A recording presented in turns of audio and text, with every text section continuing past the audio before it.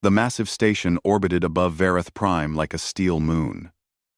Inside its largest chamber, representatives from across the galaxy gathered for an important meeting. The air hummed with translation devices as hundreds of species spoke in their native tongues. At the center of it all sat the Galactic Unity Council, the most powerful governing body in known space. Commander Hyun-woo stood at attention in his dress uniform. The fabric felt stiff and uncomfortable under the harsh lights. Beside him, Lieutenant Dae-ho kept his eyes forward, jaw tight. They had traveled 3 months to reach this station. 3 months to present Earth's petition for membership in the galactic community. Behind them, Mi-sun adjusted her tablet nervously. She was the civilian liaison, trained in diplomacy and alien customs. She had prepared them for this moment. But nothing could fully prepare anyone for standing before the entire galaxy. Thalrix rose from his seat on the council platform. The Vareth representative stood nearly 3 meters tall, his body covered in thick, plate-like skin that resembled armor. His 4 eyes scanned the humans with something that looked like amusement. When he spoke, his voice boomed through the chamber. "The Council recognizes the petition from Earth," Thalrix announced. "A planet recently discovered on the outer rim of the Sagittarius Arm. They request full membership status." Murmurs rippled through the chamber. Some delegates seemed curious. Most seemed indifferent. A few laughed openly. Thalrix gestured toward a holographic display. "The humans have submitted documentation of their civilization. Let us examine their military capabilities. As is customary for all applicant species." The lights dimmed. The holographic display came to life, showing footage from Earth. Hyun-woo had submitted these recordings himself, carefully selected to show humanity's best warriors. He watched the familiar scenes play out above the council floor. The display showed Navy SEALs during training exercises. Men and women pushed through obstacle courses covered in mud. They swam through freezing ocean waters at night. They rappelled from helicopters and cleared buildings with practiced precision. The footage showed combat operations, showing teams working together in perfect coordination. Hyun-woo felt proud watching it. These were Earth's elite warriors, the best of the best. Surely the galaxy would recognize their skill and dedication. Instead, laughter erupted through the chamber. The Kelvorian ambassador slapped his 4 hands together in mocking applause. "They crawl through dirt like larvae." His translator device made his chittering sound like cruel laughter. A Nitherian delegate pointed at the screen with one of her 6 tentacles. "Look at them struggle in water. My spawn swim better at hatching." Thalrix let the laughter continue for a moment before raising one massive hand for silence. "I must confess confusion," he said, his tone dripping with false politeness. "Commander Hyun-woo, you present these SEALs as your elite forces?" "Yes, council member," Hyun-woo replied. His voice stayed steady, despite the anger building in his chest. "The Navy SEALs represent the pinnacle of human military training. They fight with kinetic projectiles," another delegate observed, "throwing metal at enemies. How primitive." Thalrix zoomed in on footage of SEALs during water training. "Explain to me why your elite warriors train extensively in water. Do you expect naval combat in space?" The question drew more laughter. Dron Cassid, naval combat. Dae-ho's hands clenched into fists at his sides. Hyun-woo subtly shook his head, a silent command to remain calm. "The training builds resilience and adaptability," Mi-sun interjected, stepping forward. "These exercises." Silence from the civilian. Thalrix cut her off. "I am addressing the military representatives. Mine." "Well, 7. Mi-sun's face reddened, but she stepped back. Hyun-woo took a breath before responding. "The training prepares our soldiers for any environment. They learn to operate in water, on land, in mountains, in deserts." "Yes, yes." Thalrix waved dismissively. "Planetary conditions. How quaint. Meanwhile, the Vareth military trains in zero-gravity combat from birth. The Kelvorians can process tactical data faster than your computers. The Nitherians can survive in vacuum without protection. Quote, he gestured at the hologram again. Your warriors wear primitive armor. They require food and water during operations. They suffer from temperature extremes. They break easily. Thalrix paused dramatically. Most amusingly, they train by playing in mud and water. Like younglings at recreation.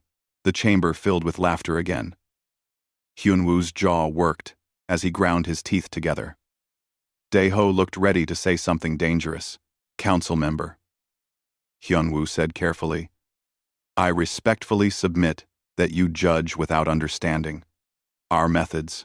We understand perfectly, Thalrix interrupted. Humanity is weak. Your species evolved on an easy world with comfortable conditions. You never faced real predators.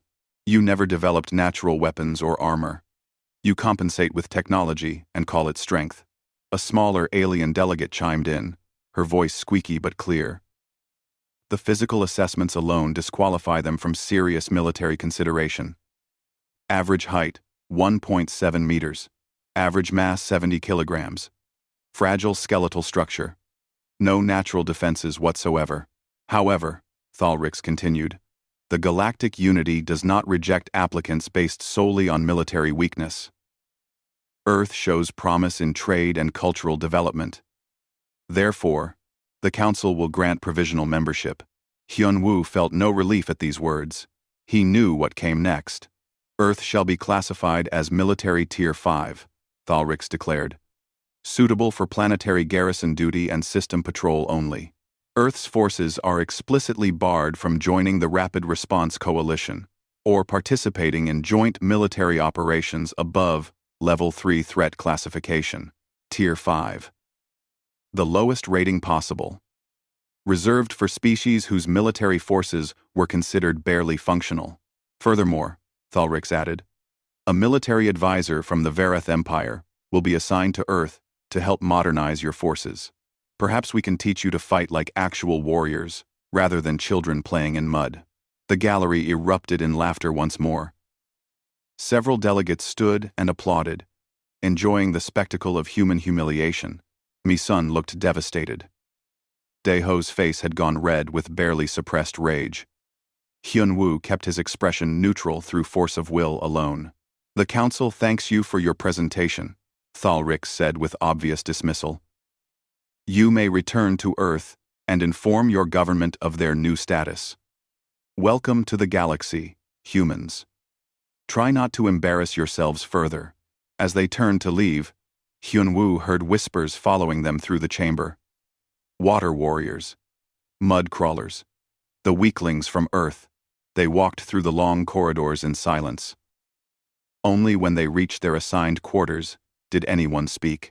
They didn't even give us a chance, Daeho said, his voice shaking with anger. They looked at the footage for 5 minutes and decided we're useless. They see what they want to see. Mi-sun said quietly. She sank into a chair, her diplomatic composure cracking. I should have prepared better arguments. I should have. You did fine, Hyunwoo interrupted.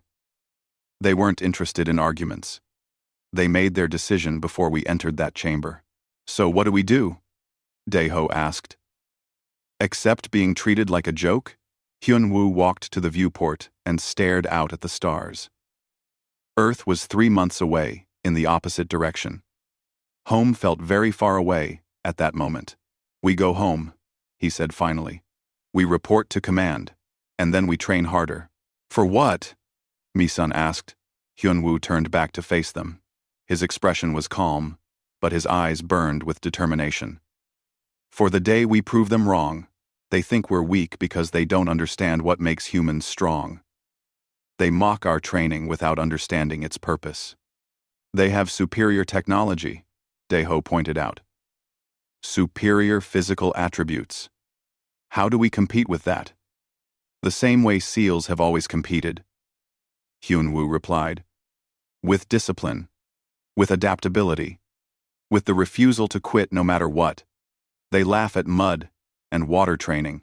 They don't understand that those exercises teach us something their superior evolution never could. What's that? Misun asked. How to suffer and keep fighting anyway. The words hung in the air. Outside the viewport, stars glittered in the eternal darkness of space. Somewhere out there, the galaxy was laughing at Earth's warriors. They thought humans were weak. They thought seals were a joke. They would learn. Eventually, painfully, they would learn, but that lesson would come later. For now, Hyunwoo and his companions began their long journey home, carrying the weight of humanity's humiliation. The galaxy had mocked them. That mockery would become the biggest mistake the Council ever made. 6 months passed since the humiliation at Vareth Prime. Earth quietly took its place in the galactic community, focusing on trade agreements and cultural exchanges. The military classification stung, but humanity learned patience. Meanwhile, Captain Hyunwoo commanded the UEN Incheon, Earth's newest deep space warship. His executive officer Dae-ho ran the crew with efficiency that impressed even visiting alien officers. The bridge hummed with activity when the message arrived. Tactical Officer Jae-min looked up from his console, eyes wide. Captain, we're receiving a priority transmission from Galactic Unity Council. Hyunwoo straightened in his command chair. Put it through. The holographic display showed a Kelvorian bureaucrat, its 4 arms manipulating multiple data screens simultaneously. Captain Hyunwoo. The Galactic Unity Council announces the Trilateral War Games. This event occurs once every decade to assess military readiness across member species. Understood, Hyunwoo replied carefully. Will Earth be participating? The Kelvorian's mandibles clicked in what might have been amusement. Earth is invited as observers only. Your Tier 5 classification prevents active participation in combat exercises. However, you may attend to learn from your betters. The transmission ended before Hyunwoo could respond. Dae-ho slammed his fist against his console, making several crew members jump. Observers, Dae-ho spat. They want us to watch while they show off. Jae-min spoke up hesitantly. Sir, the war games include a special operations challenge. It's technically open to all member species. No tier restrictions. It's right here in the regulations. Hyunwoo leaned forward, studying the data Jae-min displayed. A slow smile spread across his face. Get me a direct line to Earth Command. Then contact Senior Chief Yoon. Tell him to pack his gear. 3 weeks later, the war games began on a massive training complex orbiting a dead world. Thousands of warriors from dozens of species gathered to compete. The Special Operations Challenge drew particular attention because only the absolute best entered. 23 teams registered. The announcement that Earth had entered a team caused immediate laughter. Thalrix personally greeted the human team as they arrived. 8 Navy SEALs stood at attention, while the Vareth representative circled them like a predator examining prey. Senior Chief Sang-min Yoon commanded the team. Behind him stood 7 of the finest operators Earth could provide. Jin Ho, Young Soo, Hae Won, Bo Ra, and 3 others whose reputations in the human military were legendary. So the water warriors decided to play soldier, Thalrix said. His tone mixed amusement with contempt. This should prove entertaining. And Sang-min kept his expression neutral. We're here to compete, council member. You're here to embarrass yourselves, Thalrix corrected. But I approved your entry because sometimes younglings must burn themselves to learn fire is hot. Consider this an educational experience. The opening ceremony showcased the competition.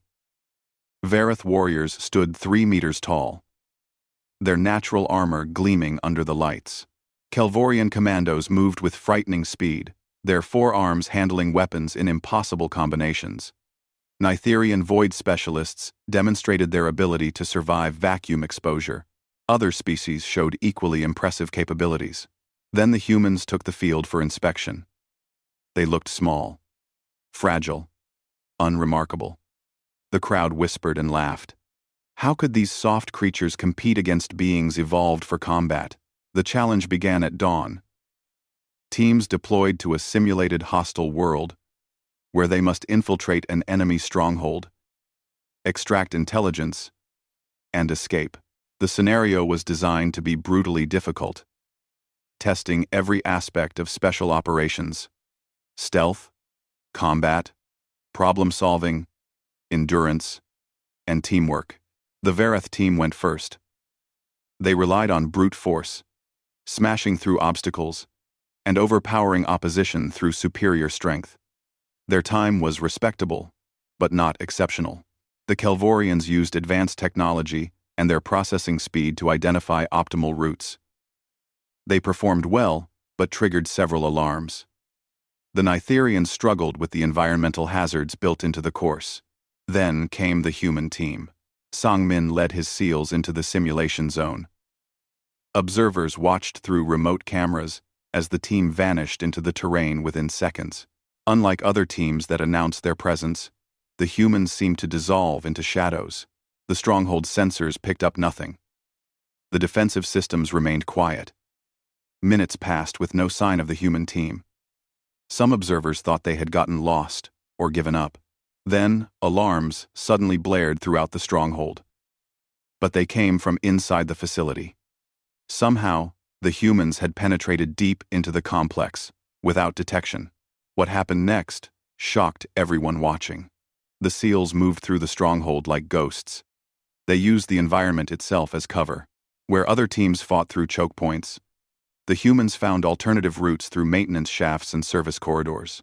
They avoided direct combat when possible, but when forced to fight, they did so with devastating efficiency.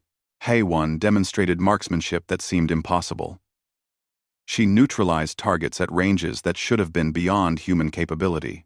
Young-Su used demolition charges to create diversions, making the defensive forces think they were under attack from multiple directions simultaneously. The team communicated with minimal radio chatter, coordinating through hand signals and subtle movements. They adapted to every obstacle. When one route closed, they immediately found another. When enemies ambushed them, they turned the ambush around. The intelligence objective sat in a heavily defended command center. 3 other teams had failed to reach it. The Verath had tried to fight through and been repelled. The Kelvorians got close but triggered defenses that forced them to retreat. The humans reached it through a ventilation system. Bo-Ra squeezed through passages that should have been too small for human anatomy. She moved in complete darkness, navigating by touch and memory of the facility layout. When she reached the command center, she quietly eliminated 3 guards before they knew she was there. The rest of the team followed her path, extracted the intelligence, and vanished back into the facility's infrastructure. The extraction phase proved even more impressive.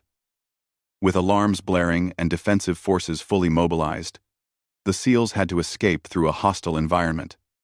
Other teams would have fought their way out. The humans did something unexpected. They went to ground.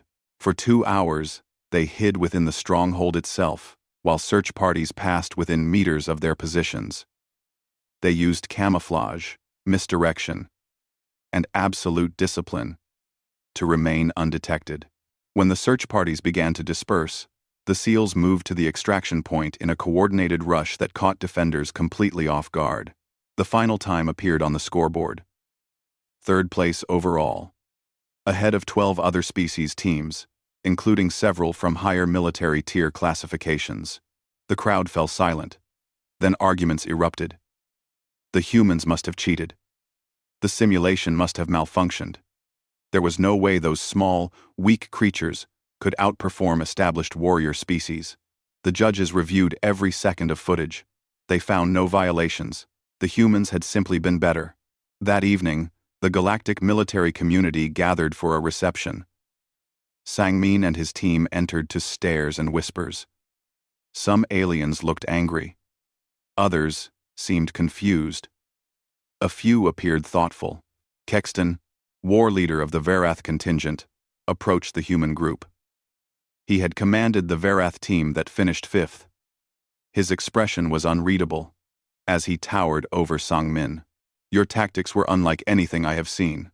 Kexton said finally. Sang-min nodded respectfully. Thank you, war leader.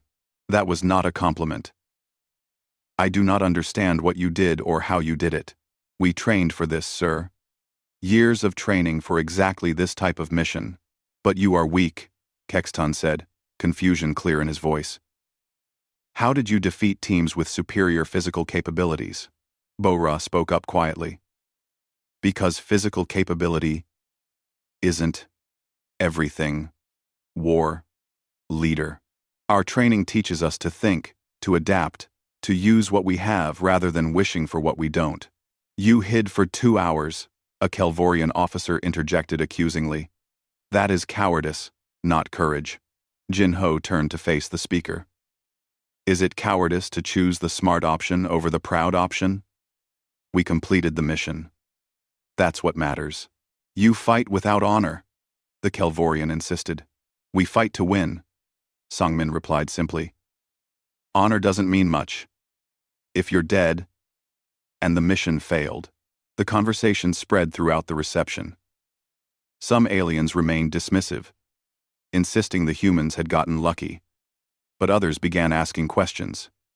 How did the SEALs train? What was their selection process? How did they maintain such discipline under pressure? Captain Hyun-woo watched from across the room, satisfaction warming his chest. This was just the beginning, but it was a start. Earth's warriors had proven they belonged in the conversation.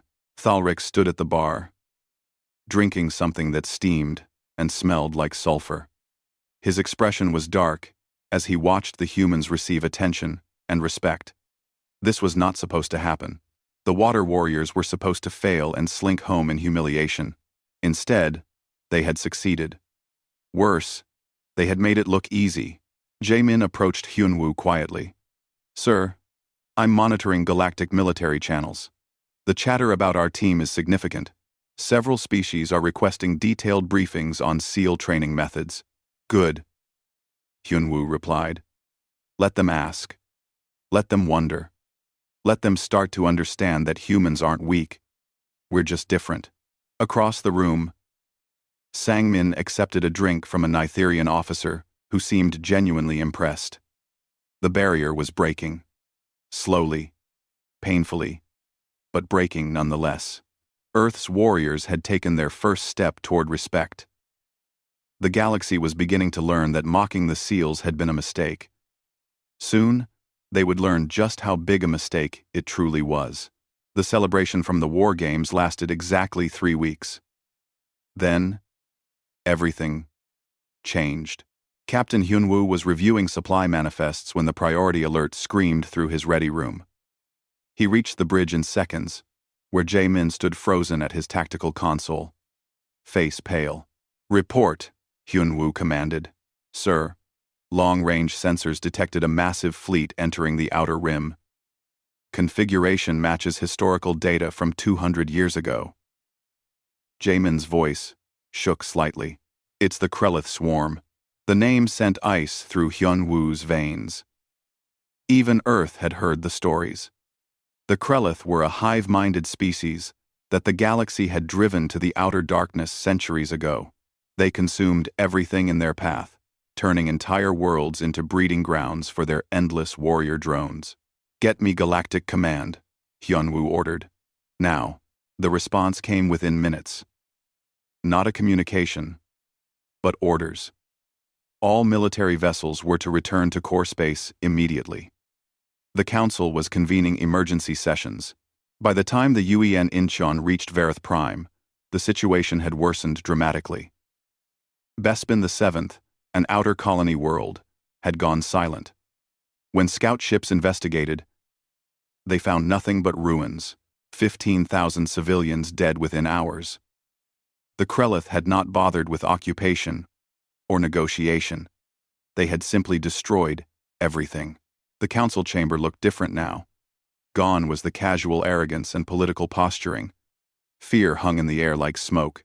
Thalrik stood at the command podium, his usual confidence replaced by something approaching panic. The Krelith Queen ship has been located in the Andor Nebula, Thalrix announced.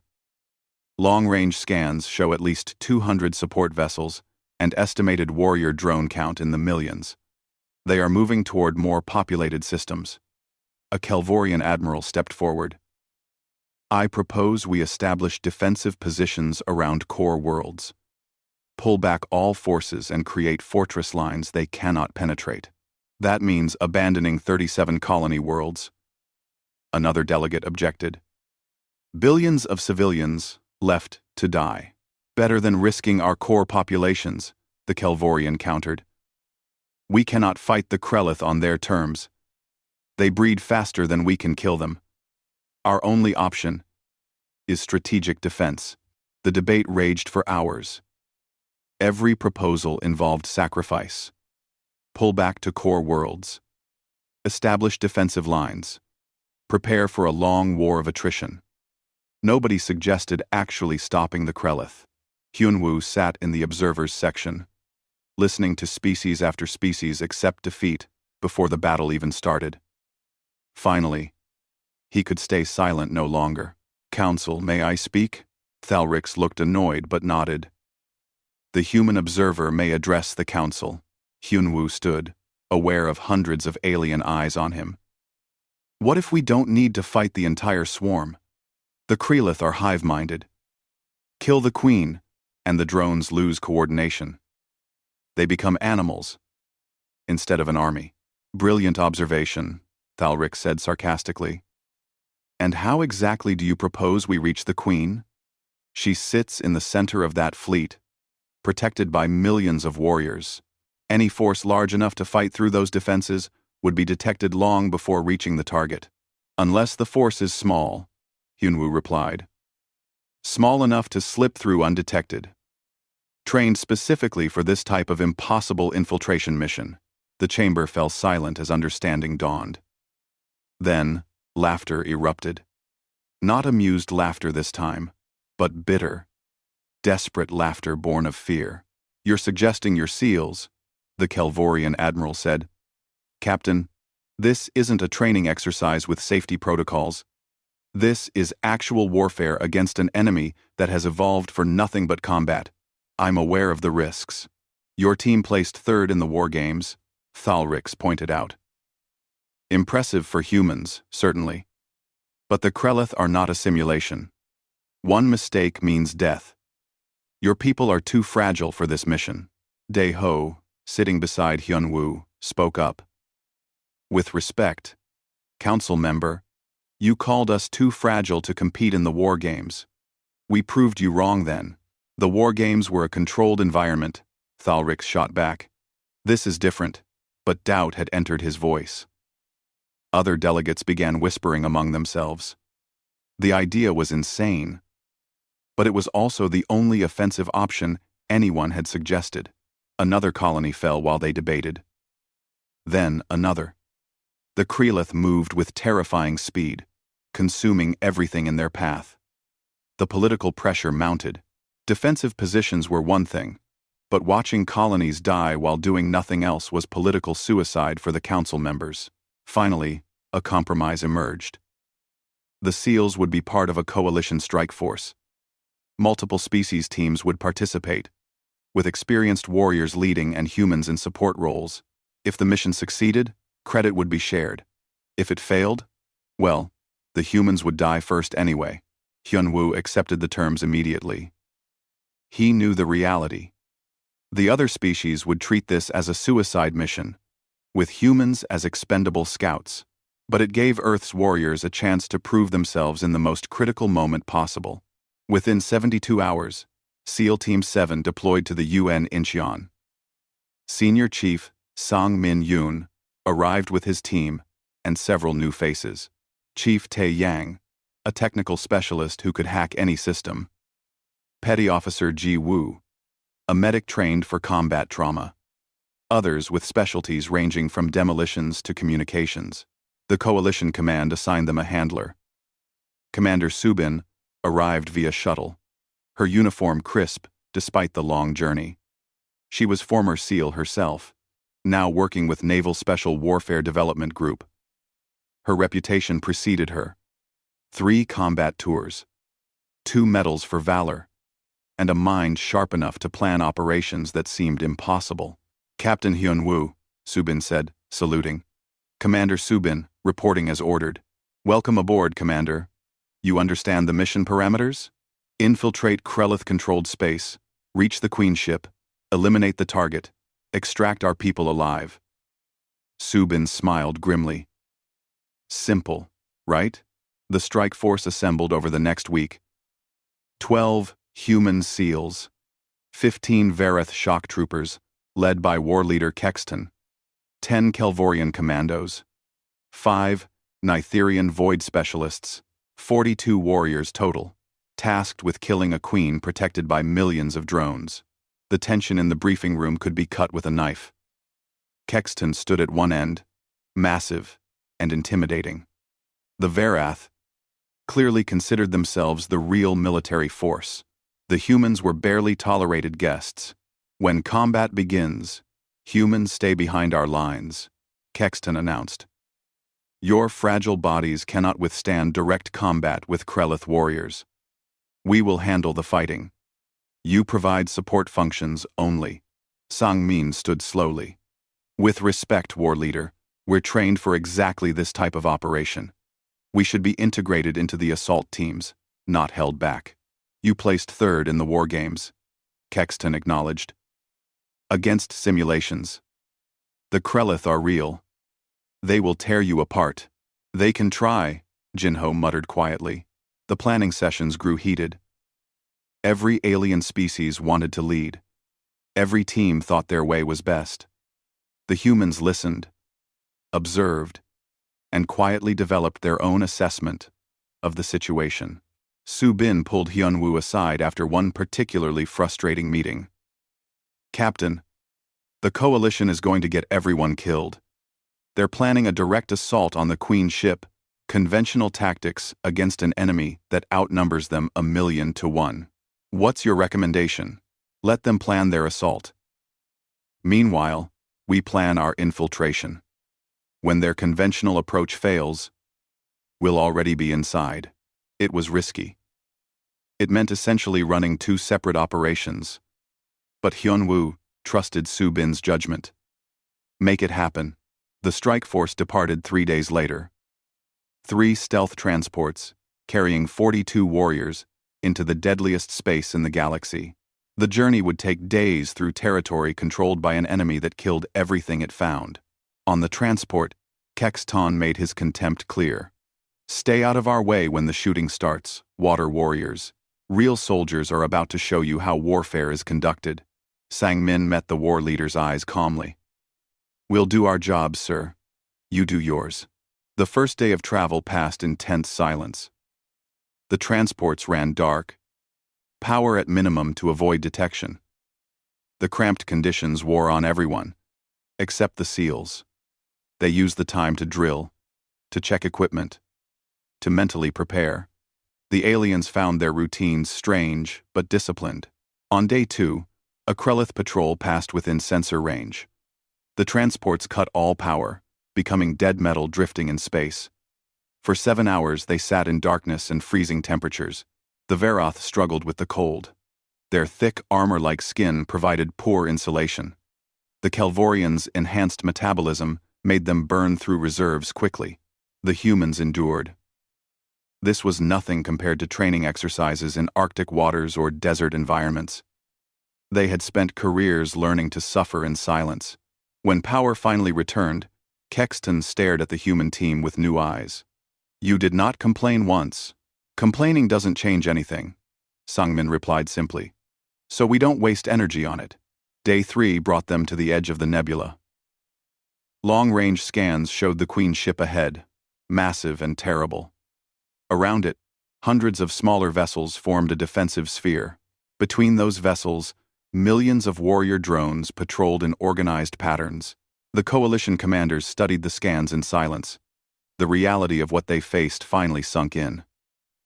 This wasn't a training exercise. This was a fortress defended by an enemy that never slept, never hesitated, never showed mercy. We cannot fight through that, a Kelvorian officer said quietly. The casualty estimate for a direct assault is 100%. Subin studied the tactical display with narrowed eyes. Then we don't fight through it. We go around it. Under it. Through routes they won't expect. Impossible, Kexton stated.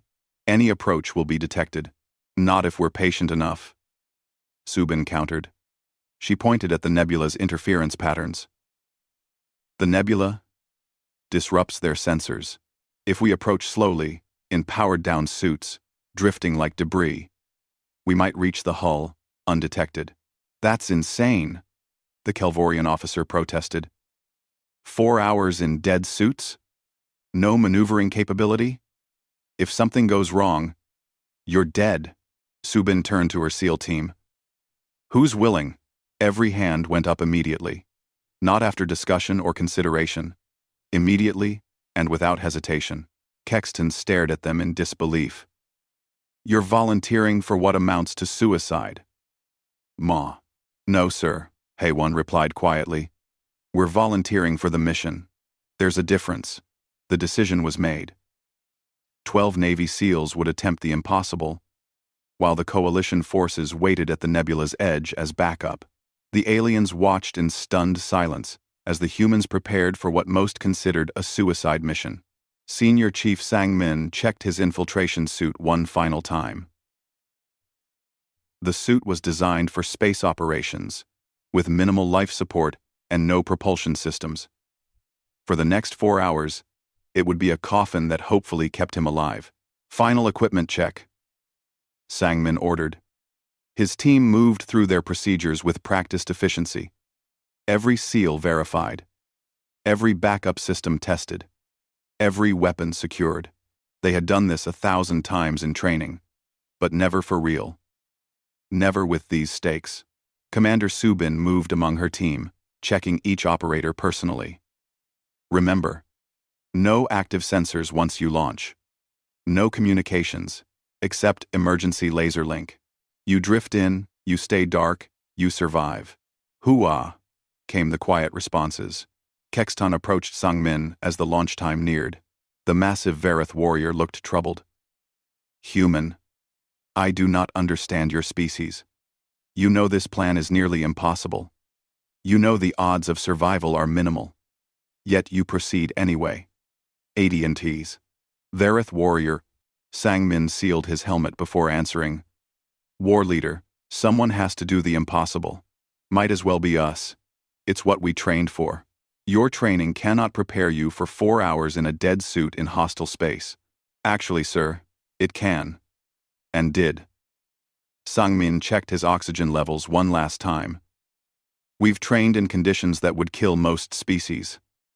Freezing water, burning deserts, high altitude, low oxygen. We've learned to function when our bodies are screaming at us to quit. This is just another day at work. You're insane. Sang-min smiled behind his helmet. Probably. But we're committed insane. That's what makes us useful. The launch began. One by one, the SEALs exited the transport through the airlock. No fanfare. No dramatic speeches. Just professionals doing a job that terrified everyone watching. Jin-ho went first, his suit's minimal thrusters positioning him before shutting down completely. Then, Hae-won, Bo-ra, Young-soo, and the others. Finally, Sang-min himself stepped into the void and cut his power. Silence descended. Not just quiet, but the absolute silence of dead space. No engine hum. No radio chatter. No sound except his own breathing inside the helmet. 4 hours of this silence stretched ahead. The human body was not designed for this. Floating in darkness, unable to move, surrounded by enemies, with death, one equipment failure away. Every instinct screamed to activate systems, to move, to do something. The SEALs fought those instincts with pure discipline. Sang-min focused on his breathing. Slow, steady, conserving oxygen, conserving heat. His suit had minimal thermal regulation, and space was cold. Already, he could feel the chill seeping in. In 2 hours it would be painful, In 4 hours it would be agonizing. He had experienced worse. Arctic water survival training lasted 6 hours in near-freezing conditions. This was the same principle. Endure, adapt, overcome. Time became meaningless. In total darkness with no reference points, minutes felt like hours. Sang Min counted breaths to maintain sense of time. 1 breath per 4 seconds. 15 breaths per minute. 900 breaths per hour. He would count to 3,600, and then he could move again. Around him, invisible in the darkness, his team drifted. He had to trust they were there. Trust they were enduring. Trust in their training and discipline. At what Sang Min estimated as hour 2, his suit alarms would have screamed if they were active. His oxygen was at 60%, higher than expected. Good. His body temperature had dropped 3 degrees. Uncomfortable, but not dangerous yet. He focused on staying calm, keeping his metabolism low. Hour 3 brought real pain. The cold had penetrated deep. His fingers felt numb. His core temperature was still acceptable, but his extremities suffered. In training, this was where people started making mistakes. Panicking. Activating emergency systems. Calling for extraction. But this wasn't training. There was no extraction, no rescue, only the mission. Sang Min thought about the colonies the Krellith had destroyed. Thousands of civilians dead. More would die if this mission failed. His discomfort meant nothing compared to that. He embraced the cold, made it part of himself, and continued drifting. At hour 3 and 47 minutes, his suit's passive sensors detected something. A massive structure ahead. The Queen ship. At hour 4 exactly, his suit's computer ran the final navigation calculation and fired positioning thrusters for 0.3 seconds. The brief burst oriented him toward the hull. Ahead, he could see the biomechanical structure of the Krellith vessel, lit by the glow of the nebula. Around him, his team became visible as they activated minimal systems. 12 shapes drifting toward the hull like space debris. They had done it. They had crossed 4 hours of hostile space undetected. Landing on the hull was delicate. Too hard and they would bounce off. Too soft, and they would miss entirely. Jin Ho touched first. Magnetic clamps on his suit, securing him to the organic metal. One by one, the others landed. Sang Min's feet touched the Queen ship's hull, and his clamps engaged. He had never been so relieved in his life. But the relief lasted only seconds. Now came the hard part. Chief Tae Yang moved to a service hatch, his tools already working on the alien lock. The Krellith used biomechanical security, but Tae Yang had studied captured technology for months. His fingers flew over the interface, bypassing systems that would have stumped most galactic engineers. 5 minutes later, the hatch opened. The team slipped inside, before it closed behind them. The interior was nightmare made real. Organic walls pulsed with life. The air was thick and humid, designed for Krellith biology. Distant sounds echoed through corridors, the chittering and scraping of countless drones moving through the ship. Subin activated her tactical computer, building a map from passive sensors. Queen's chamber is 15 kilometers toward the ship's core. We have 3 possible routes. All of them will be heavily patrolled, Sang Min noted. He studied the map. We need to split up. 3 fire teams. Alpha, Bravo, Charlie. We move parallel, supporting each other, creating confusion if we're detected. The team divided. Sang Min took Alpha, with Jin Ho, Young Soo, and Petty Officer Min Soo. Subin commanded Bravo, with Hae Won, Bo-ra, and Petty Officer Dong Hyun. Senior Chief Won-sik led Charlie with Tae-yang, Ji-woo, and Petty Officer Kyung-soo. They moved through the alien corridors like ghosts. Hand signals replaced words. Footsteps were silent, despite the unfamiliar terrain. When Krellith drones passed, the seals simply became shadows, invisible in plain sight. 6 hours into the infiltration, they reached a junction, where all 3 routes converged. So far, Remarkably, they had avoided detection. But ahead lay the most heavily defended section of the ship. Sang-min studied the approach. Dozens of warrior drones patrolled in organized patterns. Sensors lined every surface. There was no way through without being seen. "We create a diversion," Subin suggested quietly. "One team draws attention, while the others advance. That team will be cut off," Wonsik pointed out. "Possibly killed." "Thanks for watching." "Possibly," Subin agreed. "But it gives the other teams a chance to reach the Queen." Sang-min made the decision immediately. "Alpha team will create the diversion. Bravo and Charlie proceed to objective. Do not stop. Do not engage unless absolutely necessary. Complete the mission." "Senior Chief, that's..." Subin started to object. "That's an order, Commander. You're in command of the mission now. Get to that Queen and finish this." There was no time for argument. Sang-min positioned Alpha Team at a strategic choke point. Young-soo placed demolition charges. Min-soo readied his heavy weapons. Jin-ho found a defensive position with overlapping fields of fire. "Ready?" Sang-min asked. 3 nods answered him. "Then let's make some noise." The explosions ripped through the junction like thunder. Krelith warriors responded instantly, pouring toward the sound. Alpha Team opened fire, their weapons cutting down the first wave. The battle was instantly desperate. Krelith warriors came in waves, overwhelming and relentless. Alpha Team used every trick they knew. They fell back to prepared positions. They used overlapping fire. They adapted to enemy tactics in real time. Minutes stretched into an hour. Ammunition ran low. Exhaustion set in. Still they fought.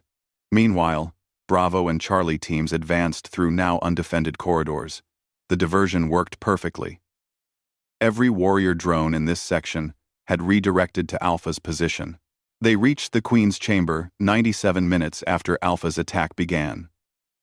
The chamber was massive, cathedral-sized, with the Queen organism dominating the center.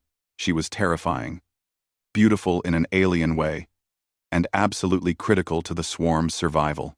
Subin placed the antimatter charges personally, while her team secured the perimeter.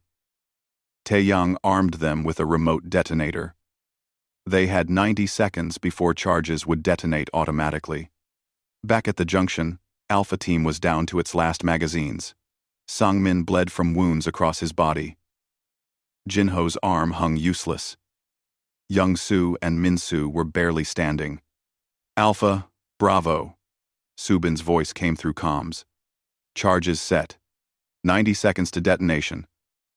Sang-min looked at his team's condition. Looked at the Krelith warriors still pressing their position. Looked at the distance to extraction. "Negative, Bravo. We cannot break contact. Detonate on schedule. We'll find another way. Senior Chief, if you stay." "I know. Complete the mission, Commander. That's what we came here to do." Silence for 3 seconds. Then, "Understood. Charges detonating in 60 seconds. Godspeed." Alpha. The antimatter charges exploded, tearing through the Queen ship's core. The Queen organism died instantly. Throughout the Krelith fleet, millions of drones suddenly lost coordination. The hive mind shattered.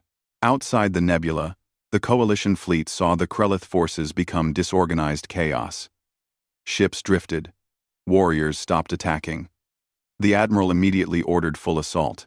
Inside the dying Queen ship, Alpha Team felt the explosions shake the vessel. Emergency systems failed. Life support collapsed.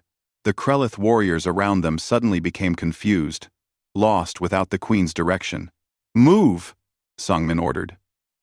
They ran through corridors as the ship began tearing itself apart. Ahead, a hull breach opened to space. Not an exit, but a chance. They jumped through into void. Emergency thrusters on their suits fired, pushing them clear as the Queen ship exploded behind them. They tumbled through space, suits damaged, oxygen low, but alive. 4 hours later, a Coalition rescue ship found them drifting. Injured, nearly frozen, but alive. All 4 members of Alpha Team survived. 3 weeks after the mission, the UEN Incheon approached Vareth Prime. Captain Hyun-woo guided his ship through the busy orbital traffic with quiet pride. In the medical bay below, SEAL Team 7 recovered from injuries that would have killed most species. In his ready room, formal invitations to a council ceremony waited. The galaxy had changed. News of the mission spread across every civilized world. Humans, the species mocked for playing in mud and water, had accomplished what the entire galactic military considered impossible. They had infiltrated the Krelith Queen's ship, destroyed the hive mind, and survived. Daeho entered the bridge, carrying his personal tablet. "Captain, you should see this. Galactic news feeds are calling it the most significant military operation in 2 centuries. They're comparing our SEALs to legendary warriors from species history." Hyun-woo allowed himself a small smile. About time, they stopped laughing. The ceremony was scheduled for the main council chamber. When the Incheon docked, an honor guard met them. Not a casual greeting, but a formal military honor guard with representatives from a dozen species. They saluted as Hyun-woo and his crew disembarked. The whispers had changed. As they walked through the station corridors, aliens stopped and stared, but not with mockery anymore. With respect, with awe, with something approaching fear in some cases. The council chamber was packed beyond capacity. Representatives from hundreds of species crowded every available space. At the front, the council members sat in their raised positions. Thalrix was among them, his expression carefully neutral. But the biggest surprise came when the ceremony began. War leader Kex Tan stepped forward to present the awards. The massive Varoth warrior, who had openly mocked humans just months ago, stood before the assembled galaxy with a different message. "I have fought in 37 campaigns across 40 years of service." Kexton's voice boomed through the chamber. "I have commanded warriors from dozens of species. I believed I understood what created an elite soldier. Reese. Reese. I was." He paused, letting the silence build. "The humans proved me wrong. They showed me that true warrior spirit is not about size or strength or natural weapons.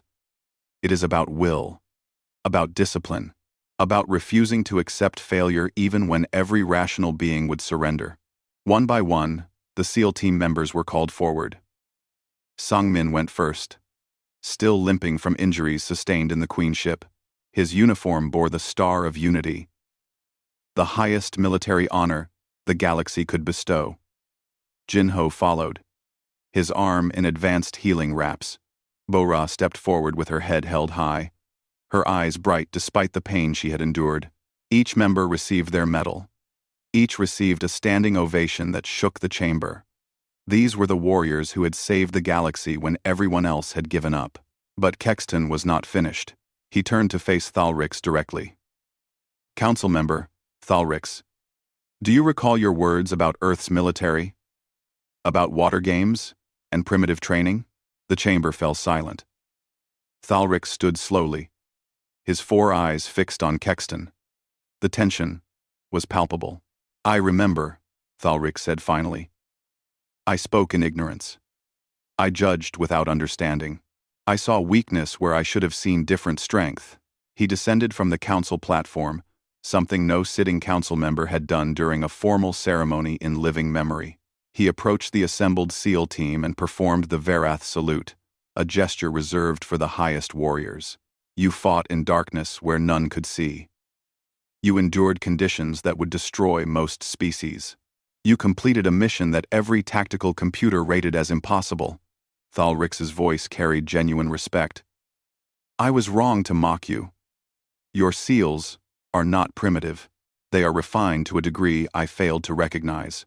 He turned to address the full chamber. "I formally recommend that Earth's military classification be elevated from Tier 5 to Tier 1, with immediate admission to the Rapid Response Coalition command structure." The vote was unanimous, not a single dissenting voice. After the ceremony, the real work began. Young officers from species across the galaxy approached the SEAL team with questions. How did they train? What was their selection process? Could their methods be adapted to other species? Commander Subin found herself surrounded by senior military officials requesting briefings. The Council has formally asked us to establish a joint special operations training facility, she told Captain Hyun-woo later. They want to learn everything. What did you tell them? That we'll consider it. After appropriate negotiations about respect, compensation, and guarantees that our methods won't be stolen or misused, Hyun-woo nodded approvingly. We're not desperate for their approval anymore. We've proven our worth. Now they come to us. In the weeks that followed, the requests multiplied. 17 species militaries asked for cross-training opportunities. The Galactic War College added human military doctrine to its required curriculum. Earth's Naval Special Warfare Command received formal requests to send advisors across the galaxy. Admiral Yong-soo, Earth's highest-ranking officer, arrived at Varath Prime to negotiate the new relationship. He found the galaxy remarkably eager to accommodate human demands. Tier 1 status came with resources, technology access, and political influence. Earth had earned a seat at the table, but perhaps the most satisfying moment came 6 months after the ceremony. Captain Hyun-woo received a private communication from Thalrix. It contained a single line. Never mock a warrior whose training teaches them to breathe. When drowning, the galaxy nearly drowned, and your SEALs taught us how to survive. Hyun-woo shared the message with his senior staff. Dae-ho laughed. He's actually apologizing. I never thought I'd see the day. He learned, Jaemin observed. The hard way. But he learned. Back on Earth, SEAL Team 7 returned to their training base.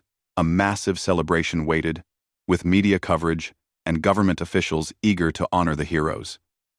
But the SEALs treated it like any other homecoming. They shook hands, gave brief interviews, and then returned to their teams. Senior Chief Sang-min stood before his assembled operators the day after their return. The team looked tired, but satisfied. They had accomplished their mission and survived to tell about it. Good work on Varath Prime, Sang-min said simply. The galaxy respects us now. That's nice. But respect doesn't complete missions. Training does. Discipline does. The willingness to do the impossible does. He paused, looking at each operator. The Krellith were defeated. But there will be other threats. Other impossible missions. The galaxy will call on us again, because now they understand what we can do. So we train harder, we prepare better, we maintain the standards that made us successful. Hooah! Came the unified response. We've got 2 weeks leave. Take it. Rest. Recover. Then we're back to work. Because somewhere out there, another mission is waiting. And when it comes, we'll be ready. The team dispersed to their families and homes. But they would return. They always did. Because being a SEAL wasn't about glory or recognition. It was about being ready when the impossible needed to be accomplished. Across the galaxy, the story of SEAL Team 7 became legend. The humans who drifted through space like ghosts, who fought impossible odds and won, who held the line when anyone else would have retreated, who proved that Earth's warriors were not weak, just different. Military academies studied their tactics. Officers analyzed their decision-making.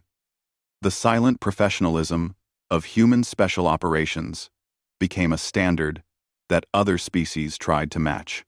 But more importantly, the mockery stopped. When Earth's representatives spoke in council meetings, others listened. When human military advisors made recommendations, commanders took them seriously.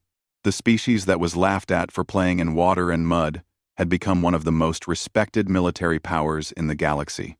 Years later, young aliens joining their species' militaries would hear about the SEALs, about the warriors who trained in impossible conditions to prepare for impossible missions, about the humans who refused to quit no matter what. And every military instructor, regardless of species, would tell their students the same lesson. Never underestimate an enemy based on appearance. Never mock warriors whose training seems primitive. And never, ever make the mistake of thinking humans are weak just because they look fragile. The Galactic Unity Council had learned that lesson the hard way.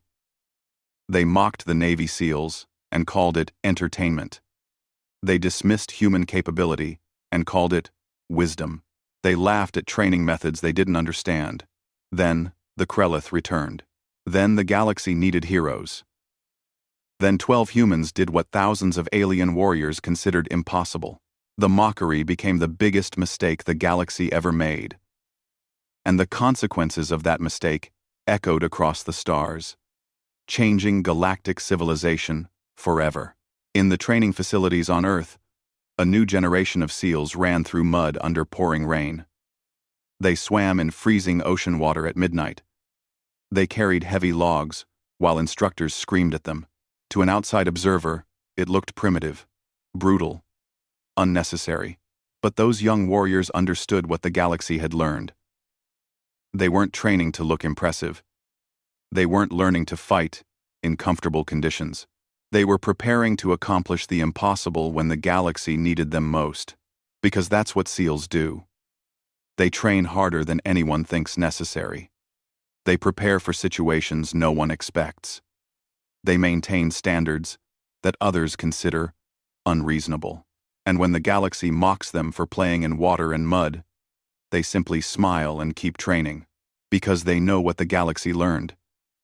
Someday, somehow, another impossible mission will arise, and when it does, the call will go out across the stars. Send the SEALs, not because they're the strongest or the fastest or the most technologically advanced, but because they're the ones who refuse to quit. The ones who adapt when others surrender. The ones who complete the mission no matter what. The galaxy mocked them once. The galaxy learned better, and that lesson would never be forgotten. The stars themselves remembered the day humanity proved its worth. And in council chambers across civilized space, one phrase became universally understood in every language. Never mock the SEALs. The consequences are more than anyone can afford.